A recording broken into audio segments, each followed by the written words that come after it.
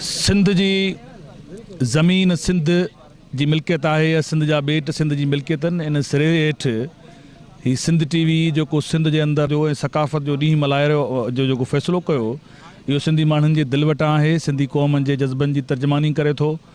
ऐं हर साल सिंध जा माण्हू जंहिं नमूने सां सकाफ़त जो ॾींहुं मल्हाइनि पिया, उन सां सिंध जे अंदरि तमामु घणी सुजागी पैदा थी आहे। सकाफ़ती रिहाण आहे, क़ौमी कचहरी आहे, हिन वक़्तु असीं मौजूदु आहियूं ऐं सभु ॿार बुज़ुर्ग पोढ़ा अजरकूं पाए सॼी सिंध जेको आहे उन्हनि जे चहिरनि ते मुर्के पई ऐं सॼी दुनिया में वेठंदड़ सिंधियुनि खे जेको आहे पैगाम पियो वञे ऐं दुनिया जे मुख़्तलिफ़ क़ौमनि खे पैगाम पियो वञे त सिंध अमन पसंदि भाईचारे ऐं मोहबत जो पैगाम थी ॾिए। असां इहो त 6 डिसंबर जेको आहे इहो असीं हर साल जेको मल्हाईंदा पिया था अचूं, हीअ असांजो ईद खां घटि ॾींहुं न आहे।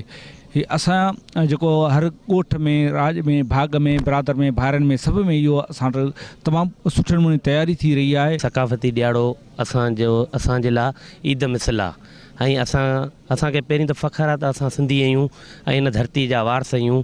असीं हर माद ते हिन धरतीअ जो दफ़ा कंदासीं। सिंध जा ॿेट सिंध जी मिल्कियत ऐं सम्झां थो इहो ज़बरदस्त स्लोगन आहे। हिन वक़्तु असांखे ज़रूरत आहे त असां सकाफ़ती कचहरी करियूं, मछ कचहरी करियूं।